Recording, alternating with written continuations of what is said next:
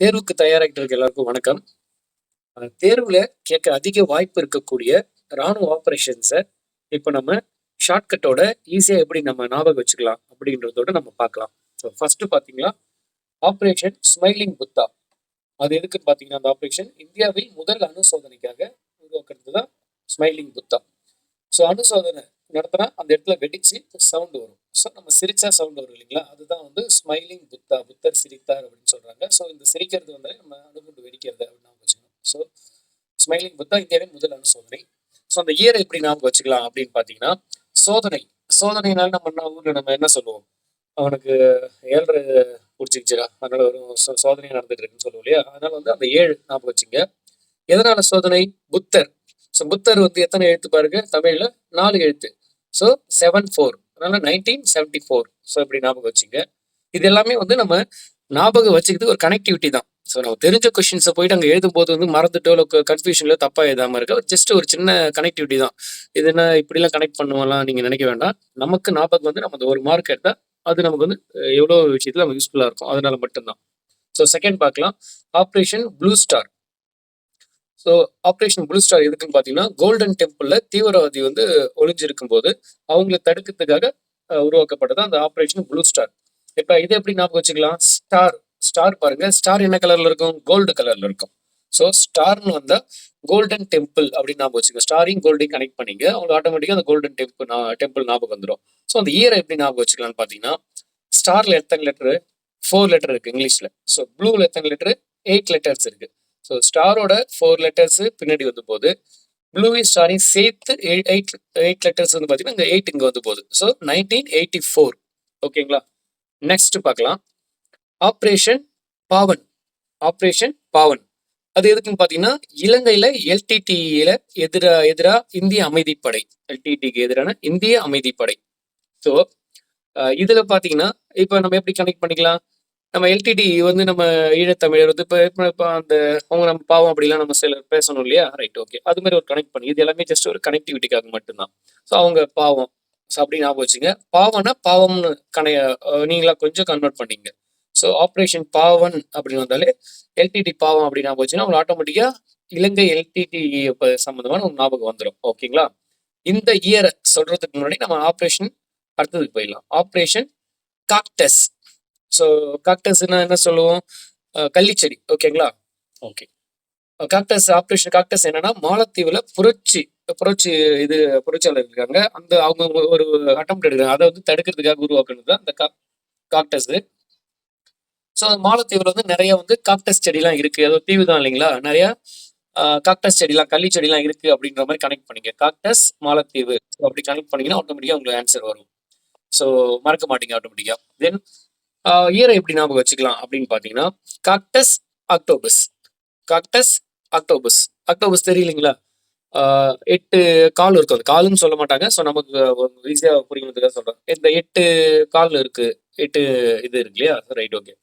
So அப்போ வந்து 8 முடியும் போது 8 முடியுது.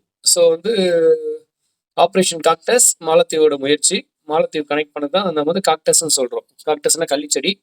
அந்த 1988 சொல்றதுக்கு ஆக்டோபஸ் கனெக்ட் பண்ணிக்கிறோம். ஓகே. இப்ப மாலத்தீவுல போயிட்டு இந்த புரட்சி முயற்சி வந்து தடுக்கிறதுக்கு முன்னாடி இவங்க என்ன பண்ணிட்டு வராங்க பாத்தீங்கன்னா, இந்த டீம் இலங்கையில எல்டிடிக்கு எதிராக அமைதிப்படையில அங்க இருந்து அந்த அமைதி நிலைநாட்டிட்டு அடுத்து வராங்க அப்படின்னு கனெக்ட் பண்ணிட்டீங்கன்னா, 1988க்கு முன்னாடி ஒரு வருஷம் அவங்க அங்க இருந்தாங்க 1987ல அப்படின்றத நீங்க புரிஞ்சுக்கலாம். ஸோ ஓகேங்களா? நெக்ஸ்ட் அடுத்தது ஆப்ரேஷன் விஜய். ஆப்ரேஷன் விஜய் எதுக்கு? கார்கில் போர்ல பாகிஸ்தானை வெளியேற்றும் நடவடிக்கை. ஓகே. ஸோ விஜய் வந்து நம்ம ஆக்டர் விஜய் கூட நம்ம கனெக்ட் பண்ணிக்கலாம். இது எல்லாமே ஜஸ்ட் ஒரு கனெக்டிவிட்டிக்காக மட்டும்தான். இப்போ பீஸ்ட் படத்தை கூட பார்த்துருக்கலாம். அவர் பார்த்தீங்கன்னா அந்த போர் விமானத்தில் போயிட்டு வர மாதிரிலாம் காமிப்பாங்க இல்லையா. ஸோ அப்போ வந்து விஜய் கார்கில் அப்படி ஞாபகம் வச்சுக்கலாம். தென் அந்த இயருக்கு எப்படி பண்ணலாம்னா, நயன்ன்றதை நம்ம நயன்தாரா கூட கனெக்ட் பண்ணிக்கலாம். ஏன்னா விஜய் நயன்தாரா சேர்ந்து படம் நடிச்சிருக்காங்க இல்லையா. ஸோ அதனால வந்து விஜய் ஹீரோயின் வந்து நயன்தாரா அப்படின்னு கனெக்ட் பண்ணிங்கன்னா ஆட்டோமேட்டிக்காக உங்களுக்கு 1999ன்றது வந்துடும். அது இல்லாமல் நம்ம கார்கில் போரோட விஷயம் தெரியலையா, ஸோ அதை ரிலேட் பண்ணி கூட கொஞ்சம் கனெக்ட் பண்ணிக்கலாம். கார்கில் போர் முடிஞ்சு அவங்க வெளியேற்றதுக்காக இது பண்ணாங்க. ஸோ உங்களுக்கு என்ன தோணுதோ தங்க மாதிரி கனெக்ட் பண்ணிங்க. தென் ஆப்ரேஷன் பரக்ராம். ஓகே. இது எதுன்னு பார்த்தீங்கன்னா, நாடாளுமன்றத்தில நடத்திய தாக்குதலுக்காக உருவாக்குன ஒரு ஆப்பரேஷன் தான் இது பரக்ராம். ஸோ இது வந்து எப்படி நம்ம பண்ணலாம்னா, இப்ப நாடாளுமன்றம் அது எப்படி சொல்லலாம்? பாராளுமன்றம்னு சொல்லுவோம் இல்லையா? ரைட். இப்ப நாடாளுமன்றம், இது பாராளுமன்றத்துக்கு அந்த பரக் அப்படின்னு நம்ம ஞாபகம் வச்சுக்கலாம். சரிங்களா? ஸோ அப்படின்னும்போது அந்த பரக்குன்னு பார்த்தாலும் உங்களுக்கு ஆட்டோமேட்டிக்கா பாராளுமன்றம், நாடாளுமன்றம் கனெக்ட் ஆகும். சூஸ் த பெஸ்ட் சொல்லி மேட்ச் த ஃபாலோயிங்ல எதுல பார்த்தாலுமே நீங்க ஈஸியா வந்து பார்த்தீங்கன்னா, ஆன்சர் பண்ணிட்டு போயிட்டே இருக்கலாம். ஓகே. தென் இயரை எப்படி ஞாபகம் வச்சுக்கலாம்? எப்படி கனெக்ட் பண்ணலாம் அப்படின்னு பார்த்தீங்கன்னா, இப்ப செகண்ட் வார்த்தை பாக்கலாம். ராமன் இருக்கு இல்லையா? ராம் வந்து ஒரு இந்து கடவுள். ஓகே. அப்படின்னும்போது நம்ம ராமர் அப்படி விநாயகர் கொண்டு வாங்க. விநாயகர்லாம் பார்த்தீங்கன்னா, நம்ம 101 தேங்காய், 1001 தேங்காய், 2001 தேங்காய்ன்னு உடைக்கிற மாரி ஒரு கனெக்டிவிட்டி பண்ணீங்க. ஸோ 2001 2001 தேங்காய் உடைக்கிறோம் ராமருக்கு, இல்ல விநாயகருக்கு ஏதோ கனெக்ட் பண்ணீங்க. அந்த ராமுக்கும் இந்த தேங்காய் உடைக்கிறதும் கனெக்ட் பண்ணுங்க. இதோட பெட்டரா உங்களுக்கு இருந்தாலும் நீங்க கீழ கமெண்ட்ஸ்ல சொல்லுங்க. ஸோ மத்தவங்களுக்கு அது யூஸ்ஃபுல்லாவும் இருக்கும். So okay. நெக்ஸ்ட் நம்ம போலாம். ஆப்பரேஷன் ராகத்.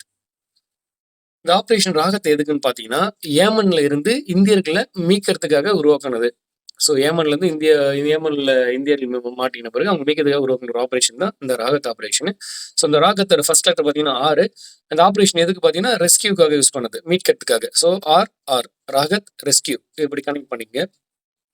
தென் அந்த இயரை பாருங்களேன், 2015. அதை எப்படி சொல்லலாம்? 1 + 5 6 1 5 6 ஏமன்ல இருந்து இந்தியர்களை மீட்கிறது யாரு? ஸோ மீட்டது வந்து ராணுவம் தான். பட் நான் ஜஸ்ட் ஒரு ரைமிங்காக சொன்னேன். ஸோ ஃபன்னியா இருந்தாலும் சரி, ஜஸ்ட் இது எல்லாமே நம்ம எடுக்க போற அந்த ஒரு மார்க்குக்காக, அதுக்காக மட்டும் தான் ஃபன்னியா எடுத்துக்க வேண்டாம். ஸோ 1 5 6 ஏமன்ல இருந்து இந்தியர்களை மீட்கிறது யாரு? ஸோ இப்படி கனெக்ட் பண்ணீங்கன்னா ஆட்டோமேட்டிக்கா உங்களுக்கு கொஸ்டின் பேர் பார்த்தோன்னே 2015 அப்படின்றது ஏமன்ல இருந்து இந்தியர்கள் மீட்டல்ன்றது ஞாபகம் வந்துடும். ஸோ ஓகே, நெக்ஸ்ட் போலாம். So operation Chakra 2.0. ஸோ இது பார்த்தீங்கன்னா ஆன்லைன் மோசடிக்காரர்களை பிடிக்கிறதுக்காக நேஷனல் லெவல்ல, தேசிய லெவல்ல உருவாக்குன ஒரு ஆப்ரேஷன் தான் இது. ஸோ இது நம்ம போலீஸ் எஸ்ஐ எக்ஸாம்ல கூட கேட்கறதுக்கு நிறைய வாய்ப்பு இருக்கு. ஏன்னா வந்து பார்த்தீங்கன்னா ரீசெண்டான ஆப்ரேஷன் தான் அது. 2023 தான் வந்து இந்த பண்ணியிருக்காங்க. ஸோ அதனால இது கொஞ்சம் நல்லா ஞாபகம் வச்சுங்க. சக்ரா 2.0. இது எப்படி நம்ம ஞாபகம் வச்சுக்கலாம் அப்படின்னு பார்த்தீங்கன்னா இயரை, இப்போ சக்ரா 2 வருது இல்லையா? அதனால 2 போட்டுக்கலாம். ஸோ மோசடி, இந்த ஆன்லைன் ஃப்ராடு மோசடி பார்த்தீங்கன்னா நாளுக்கு நாள் கொஞ்சம் அதிகரிச்சுட்டே போகுது. அதனால வந்து 2ன்றது 3 ஆயிடுச்சு. ஸோ 2க்கு அப்புறம் 3 இன்க்ரீஸ் ஆயிடுச்சு அப்படின்ற மாதிரி ஒரு ஞாபகம் வச்சுங்க. ஸோ உங்களுக்கு மறக்காது. ஸோ நெக்ஸ்ட் அடுத்த ஒரு இம்பார்ட்டன்டான தலைப்புல உங்களை ஷார்ட்கட்டோட உங்களை பார்க்குறேன். தேங்க்யூ.